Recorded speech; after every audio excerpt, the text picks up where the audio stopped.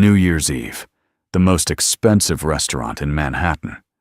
Alexandra Hayes, Billionaire, CEO, stood at the host's podium and was told there was no table. Not a wait. Not a single apology. Just no. The room behind her was packed with laughter, champagne, and people who had somewhere to be. She had a reservation. She had a name that room should have recognized. And still no one moved. When she turned to leave, a man sitting alone in the corner stood up and waved her over like he had been waiting for her all night.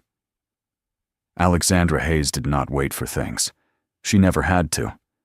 In 12 years of building Hayes Capital from a single-room office in Midtown into a firm that managed over $4 billion in assets, she had learned that the world moved faster when her name was the first word in the room. Meetings started when she arrived. Decisions landed when she signed. People adjusted their schedules, their tone, their entire posture the moment she walked through a door. That was not arrogance. That was just how her life worked. She had made the reservation at Carver's 3 weeks in advance. Carver's was not the kind of place that took reservations 3 weeks out. It was the kind of place that took them 4 months out, unless you were the kind of person who didn't need to ask twice. Alexandra had never needed to ask twice. The maitre d' had confirmed the booking personally. Table 12, window facing 9 o'clock, New Year's Eve. She arrived at 8:57 in a black coat that cost more than most people's monthly rent. Her dark hair pulled back without a single strand out of place. The lobby smelled like cedar and warm butter. Every table inside was full lit gold by candlelight, filled with the low hum of people who had made it to another year and were loudly celebrating the fact. She gave her name at the podium without ceremony, the way a person gives their name at a place they have been before. The host, young in his mid-20s wearing a jacket 2 sizes too formal for his age, looked down at his screen and then back up at her. He said there was no record of her reservation. Alexandra told him to check again. He checked again. He told her the same thing. His expression was not unkind, but it was firm in the way that people are firm when they have already decided the conversation is over. Alexandra told him the name of the person who had confirmed the booking. The host said that individual no longer worked there. He offered her a spot at the bar. She did not take the spot at the bar. For a moment, she simply stood at the podium while the room moved around her. Waiters crossed with trays of champagne. A table near the window erupted in laughter over something she could not hear. 2 women in cocktail dresses took photos by the entrance, squeezing together, tilting their heads. The room was full of the specific warmth that only comes from people who are somewhere they want to be, with someone they want to be with. Alexandra stood in the middle of all of it, and felt with a clarity that surprised her that she was not part of any of it. She had eaten at Carver's 11 times in the past 2 years. She knew the layout of the kitchen better than some of the staff. She had once sent a case of wine to the head chef after a particularly good meal, and the chef had written back personally. None of that meant anything tonight. Tonight she was a woman standing at a podium with no table, no name on a list, and no reason for anyone in that room to look her way. She picked up her coat from the check-in counter and turned toward the door. That was when she saw him. He was sitting at a corner table near the far wall, the kind of table restaurants give to single diners, tucked slightly away from the main floor, close enough to the room to feel included, but far enough to be alone. He looked to be somewhere in his mid-40s, maybe a year or 2 older.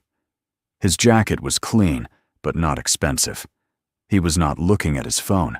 He was not scanning the room the way people do when they want to be seen. He was just sitting there with a half-finished glass of something amber-colored in front of him, watching the room with the quiet attention of a man who had learned not to need much from it. When his eyes found her, he did not look away. And then, without any particular urgency, he lifted one hand and gestured toward the empty chair across from him. It was not a dramatic gesture. It was not an invitation wrapped in charm or performance. It was just a wave, simple, unhurried, The kind of gesture a person makes when they have spotted something straightforward and decided to act on it without making it complicated. He was offering her a seat. That was all.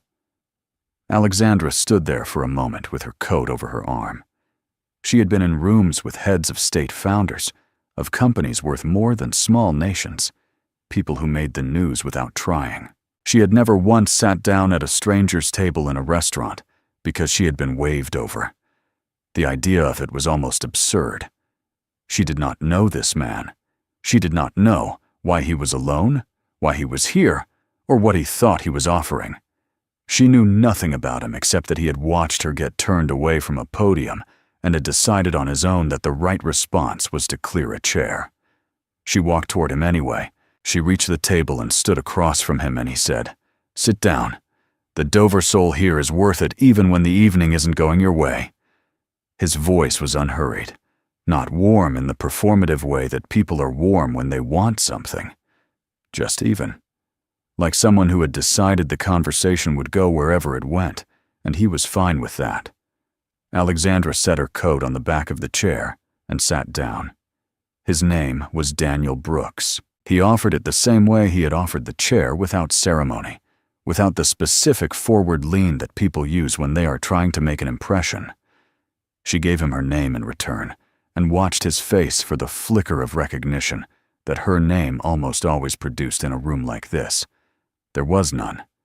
He either did not know who she was or did not find it relevant, and she could not immediately tell which. "You had a reservation," he said. It was not a question. "I did," she said, "and they lost it." Apparently. Daniel looked at the table for a moment, then back at her. "That happens more than people think. Restaurants overbook on nights like this. They count on a certain number of no-shows, and when everyone actually shows up, someone gets cut." He said it without editorializing the way a person explains something they have simply observed. Usually the person who made the reservation furthest in advance. Alexandra had spent the last 4 minutes feeling something she could not quite name. Something that sat between humiliation and disorientation, and in the space of 30 seconds, this man had reframed the entire situation into something mechanical, impersonal, and entirely not about her. She was not sure whether to find that comforting or frustrating. "You eat here often?" she asked. "Once a year," he said. "New Year's Eve. I've been doing it for about 6 years now. Same table, same order." He looked at the empty half of the table without elaborating on why he was alone, and she did not ask. The waiter came. Daniel ordered for himself without consulting a menu. Alexandra ordered the Dover sole because he had mentioned it, and she could not think of a reason not to. When the waiter left the room, filled the silence between them with its own noise, the clink of glasses, the low percussion of 100 conversations happening at once. "Why did you wave me over?" Alexandra asked. She had not planned to ask it directly, but the question had been sitting in her chest since she crossed the room, and it seemed wasteful to pretend otherwise. Daniel considered this. Not in the way that people consider things when they are constructing an answer, but in the way they consider things when they are deciding how honest to be. "You looked like someone who was about to make a decision they'd regret," he said, "leaving on a night like this alone after something like that." He turned his glass once on the table. Seemed like a waste. Alexandra had been told many things by many people across a long career. She had been told she was brilliant, ruthless visionary, difficult, focused, cold. She had never been told plainly and without agenda that someone thought she was about to make a mistake, and that it seemed like a waste. She did not know what to do with that, so she picked up her water glass and said nothing, and Daniel turned to look at the room, and for a while they simply sat together, while midnight moved closer through the cold Manhattan air outside the window. They did not talk about business that night. That itself was unusual for Alexandra. Every conversation she had ever had, even the ones that started as social, eventually found its way to work, to strategy, to the architecture of a decision being made somewhere. It was not something she engineered. It was simply the shape of her world. The people around her were colleagues, contacts, or potential contacts. Every dinner was also a meeting. Every question also an assessment. She had not noticed this pattern until she sat across from Daniel Brooks and realized somewhere around the second course that none of it was happening. He asked her how she took her coffee. He asked her whether she preferred cities in summer or winter. He told her that the year he moved to New York, he had gotten completely turned around on the subway for 45 minutes before admitting he had no idea where he was going, and he said it without any apparent concern for how it made him sound. The conversation had no destination. It was not building toward anything. It was just two people sitting in a warm room while snow pressed quietly against the windows outside, talking about things that did not need to be solved. Alexandra found it disorienting in a way she could not explain, and she found herself returning to it later the next morning, and then again the following week, turning the evening over in her mind, the way you turn over something you picked up without knowing why. They exchanged numbers before they left the restaurant. Daniel did not ask for hers with any particular intent that she could identify. He simply said it would be good to hear how the new year started for her, and she gave him her number, and he gave her his, and they walked out into the cold Manhattan air and went in separate directions. It was an ordinary ending to an evening that had been in every practical sense unnecessary. She could not explain why she kept thinking about it. They started talking in the days that followed. Not constantly. Daniel was not the kind of man who filled silence for the sake of it. He sent messages the way he spoke, unhurried, direct, without performance. He mentioned things he had read, or something he had noticed on a walk, or a question that had stayed with him from a conversation the week before. There was no urgency in any of it. He was not trying to impress her, and because he was not trying, she found him more interesting than almost anyone she had spoken to in years. They met for coffee once then, dinner the following week. Daniel showed up on time and did not check his phone. He listened the way people listen when they are actually listening, not waiting for a gap in the sentence so they can begin talking. Alexandra was not accustomed to being listened to like that. She was accustomed to being heard, which was different. Being heard meant the other person registered your words and responded accordingly. Being listened to meant they were also paying attention to the things you weren't saying. Daniel did both, and she noticed, and she did not entirely know what to do with the fact that she had noticed. She began telling him things she had not told other people.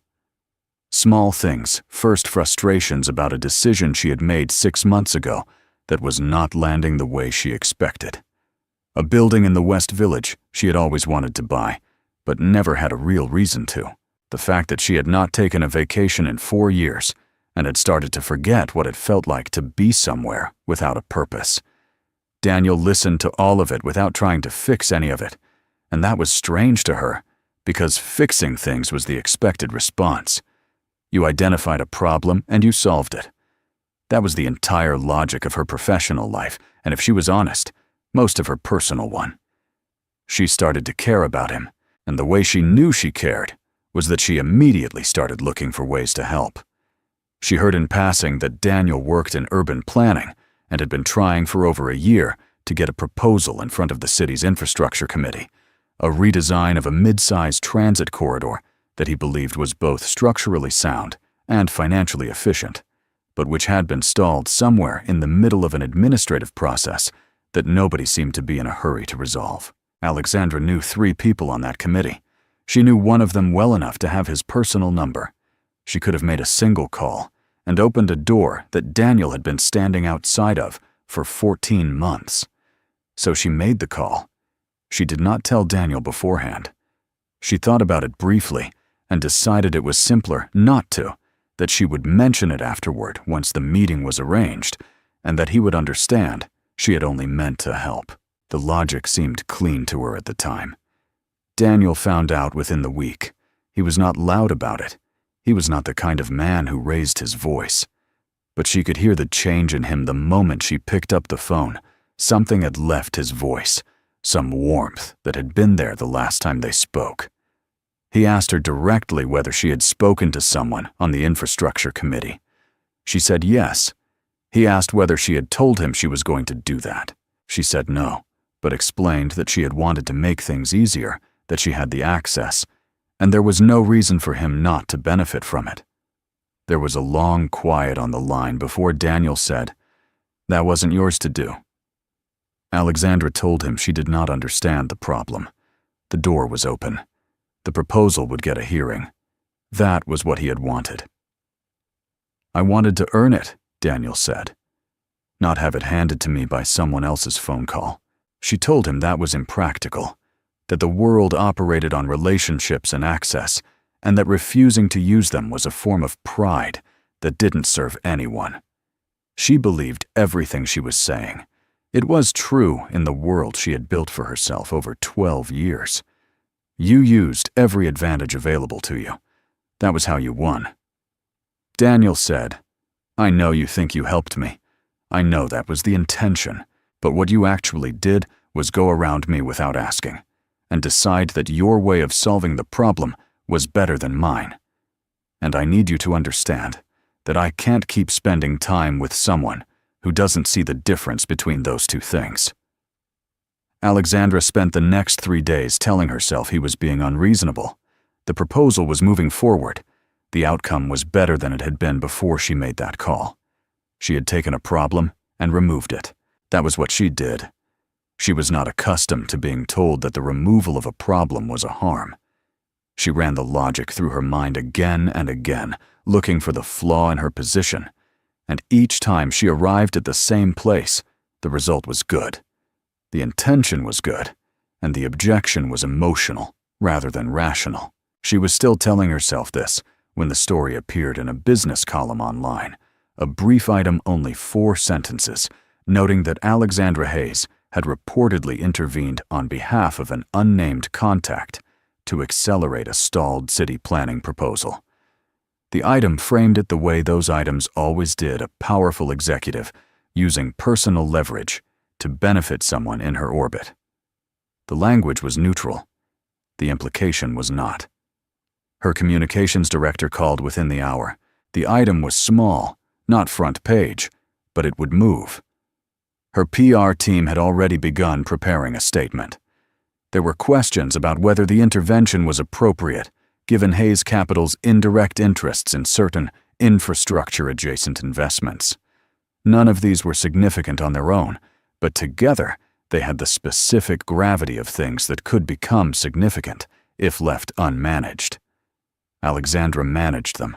She issued the statement, redirected the narrative, and made sure the planning committee contact understood how to respond if he received any press calls. She handled it the way she handled everything efficiently, without losing ground. By the end of the week, the story had not grown, and she had successfully contained it.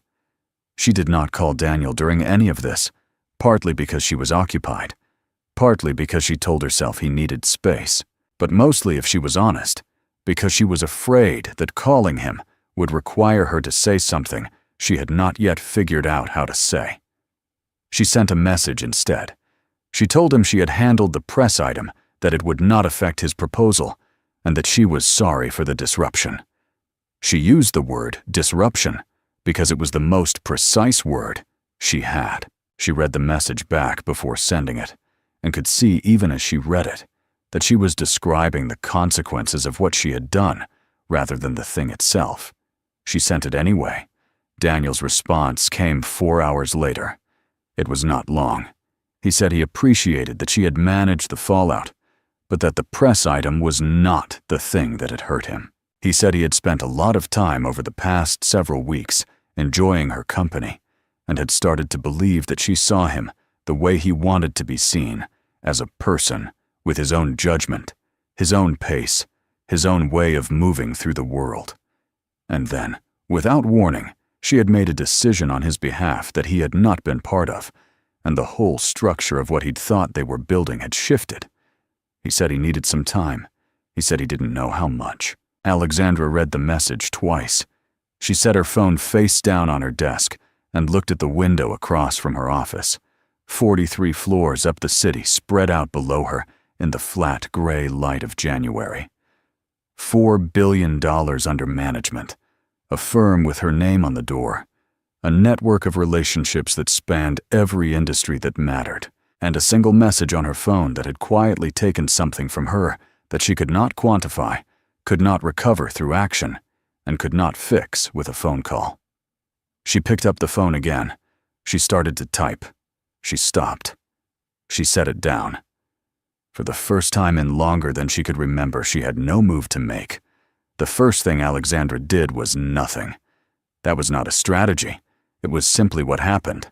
She arrived at her office the morning after Daniel's message, sat down at her desk, and found that the usual engine that ran her, the forward momentum, the immediate parsing of problems into steps, the reflex to act, was simply not turning over.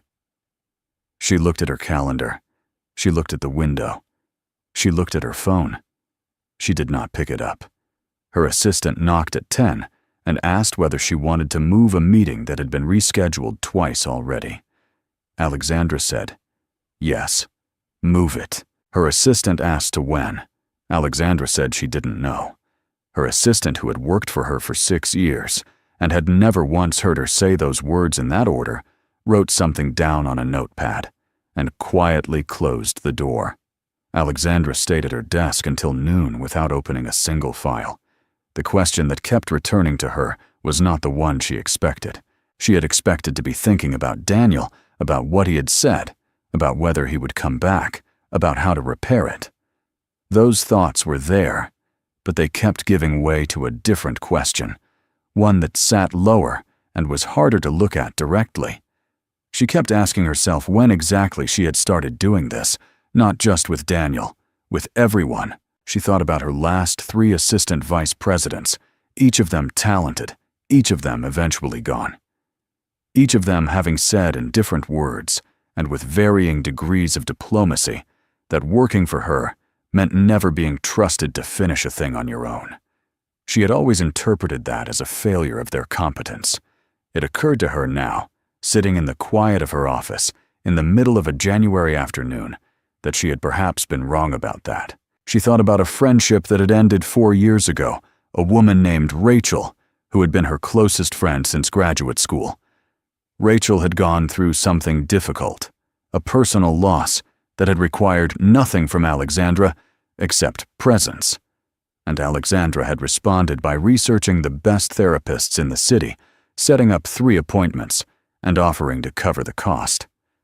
Rachel had thanked her, used none of the referrals, and gradually stopped returning her calls. Alexandra had assumed Rachel was overwhelmed.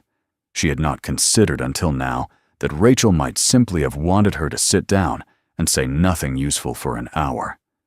The realization did not arrive as a revelation. It arrived as a slow, flat recognition, the kind that doesn't feel like an insight, so much as the removal of something you've been leaning on without knowing it. Alexandra had spent 12 years building a life structured around her ability to fix things. She was useful. She was effective. She was the person you called when something needed to happen. And somewhere along the way, that usefulness had become the entire vocabulary of how she related to people, until she no longer knew how to simply be in a room with someone without scanning it for what needed to be corrected. She had not been caring for Daniel when she made that call. She had been managing him. The difference, she now understood, was not subtle. She did not call him that week, or the week after. She had an impulse to multiple times a thought would surface, or she'd read something she wanted to tell him, and she'd reach for her phone before stopping herself. Not because she was playing a strategy, because she had started to suspect that reaching out before she had actually changed anything would be the same error dressed in different clothing. She was good at appearances. She could perform growth if she needed to. What she couldn't do, what she had never had to do, was sit still long enough for something to actually shift. So she sat still, or as close to it as she knew how to get. She started leaving her office at normal hours, not because she had less work, but because she made a deliberate decision to stop treating overwork as a measure of seriousness. She started eating lunch away from her desk at a table near the window of a small restaurant 2 blocks from her building, without her laptop, without reviewing documents on her phone. The first few times felt like waste, like she was losing ground somehow, letting something slip. She stayed anyway. She called Rachel. Not to apologize, not to explain, not to offer anything, just to say she had been thinking about her and to ask how she was. Rachel was quiet for a moment on the other end of the line, and then she said she was doing better, that she had started painting again, something she hadn't done since college. Alexandra said that sounded good. She meant it. They talked for 20 minutes about nothing that mattered professionally, and when Alexandra hung up, she sat in her car for a long time and could not entirely account for the weight that had left her chest. She did not fix anything in those weeks. She made no calls, opened no doors for anyone engineered, no outcomes. She showed up to her meetings and did her work and went home, and on some evenings sat in her apartment with the city outside her window and allowed herself to feel the discomfort of not moving toward anything. It was not peaceful. It was in fact one of the more uncomfortable sustained experiences of her adult life. But it was honest, and she had started to value honesty more than comfort, which was its own kind of change. Spring had arrived by the time she heard from Daniel. He sent a message on a Tuesday afternoon, short with no preamble. He said he had been thinking about their last conversation and that he would like to meet if she was willing. He said he was not sure what the meeting would be, only that he thought it was worth having. He asked if she knew a coffee place near the West Village. She wrote back and said yes. They met on a Thursday. Alexandra arrived first and ordered a black coffee and sat at a table near the window. She did not rehearse anything. She had started a mental script twice in the previous days, and both times had stopped herself because rehearsing was still a form of control, and she was trying to learn the difference between preparation and management. Daniel came in, saw her, and sat down. He looked the same unhurried way of moving, same quality of stillness. He ordered a coffee. For a moment, neither of them said anything, and Alexandra let that moment be what it was instead of filling it. "You didn't reach out," Daniel said. Not as an accusation, more like something he had noticed and was naming. "No," Alexandra said. "I thought you would," he said. A few times I expected a message. Alexandra told him she had wanted to more than once. She told him she had decided not to because she thought contacting him before she had actually understood what she'd done would only be another version of the same problem, moving quickly toward a resolution without doing the harder thing first. She told him this plainly without embellishment, without making it sound better than it was. Daniel looked at his cup for a moment. "What was the harder thing?" "Figuring out why I did it in the first place," Alexandra said. "Not the call specifically, the whole pattern of it." She told him about Rachel.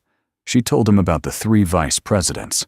She told him that she had spent a long time confusing care with management, and that she had not seen the difference until he named it, and that naming it out loud to someone else was the first time it had felt fully real to her. She did not present this as evidence of her transformation. She presented it as what it was, an account of what she had been working through, offered honestly without expectation of a specific response. Daniel listened to all of it without interrupting.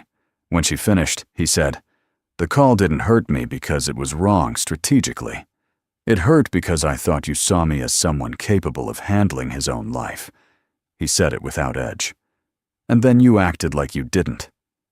"I know," Alexandra said. "I'm sorry." She had said those words in professional contexts many times, calibrated, purposeful, designed to move a situation forward. This was different. She was not sorry for the consequences, or the press item, or the disruption to his proposal. She was sorry for the specific thing she had done to the specific person sitting across from her, and she said it that way, and he received it that way, and something in the space between them settled. They talked for nearly 2 hours, not about the incident that had been said, and neither of them were people who needed to circle it indefinitely. They talked the way they had talked that first evening at Carver's, about things that had no agenda, no outcome, no value that could be converted into anything useful. He told her his proposal had moved forward on its own merit 3 weeks after their falling out, without any additional intervention. She said that didn't surprise her. He said it had meant more because of it. She said she understood that now. Before they left, he said, "I don't know exactly what this is." Alexandra said, "Neither do I." "Is that okay with you?" he asked. She considered the question with the same care she would give to any question that actually mattered. Then she said yes, and she meant it in a way she would not have been capable of meaning it a year ago, when not knowing the shape of something would have felt like an unacceptable liability. Now it felt like the only honest answer available, and honest answers had started to feel like the only ones worth giving. On New Year's Eve, almost exactly 12 months after the evening at Carver's, they had dinner at a small Italian place in the West Village, the kind with paper tablecloths and mismatched chairs, and a menu handwritten on a chalkboard above the bar. There was no reservation required. They arrived at 7:30 and were seated immediately. The room was warm and crowded in the uncurated way of places that have been full for decades, without trying to be. Nobody took photos by the entrance. Alexandra wore a coat she had owned for 3 years and had almost given away twice. Daniel showed up in the same jacket she had seen him in before. They ordered pasta and wine and sat across from each other in a room that cost nothing to be in, and the evening was unremarkable in every way that the previous New Year's Eve had not been. No one recognized her. No one needed to. Somewhere near the end of the meal, Daniel said something that made her laugh, a real laugh, not the practiced version she deployed in rooms where laughing was also a tool. She laughed and put her fork down, and the room kept moving around them, and midnight was still an hour away. She thought briefly about the woman who had stood at a podium 12 months ago, coat over her arm reservation, confirmed by someone who no longer worked there, watching a room full of people who all had somewhere to be. That woman had spent years assembling the architecture of a life, designed to ensure that she would never need anything she could not provide for herself. She had been very good at it, and it had left her standing alone in a crowded room on New Year's Eve, invisible in the most expensive way possible. Alexandra did not miss that version of herself, but she understood her. She had been doing the only thing she knew how to do, and she had done it very well, right up until the night it stopped working. The kitchen brought out a small dessert the restaurant gave to every table at midnight, a tradition the waiter explained that the owner had started 30 years ago and never stopped. It was a simple thing, a piece of almond cake on a plain white plate. Alexandra ate it without thinking about what it cost, or what it signified, or what any of it was building toward. She was just there at a table at the end of a year with someone she trusted. That was enough. More than enough. She was beginning to understand the whole point. Success teaches you to solve things. And for a long time, that feels like enough because the problems keep coming and you keep solving them and the machine keeps running. What it doesn't teach you is the difference between solving a problem and being present with a person. Those are not the same skill. One requires control. The other requires you to let go of it. Alexandra Hayes had spent 12 years mastering the first. It took one night at a corner table and everything that followed to learn the second. Not because someone fixed her, because she finally stopped trying to fix everything else.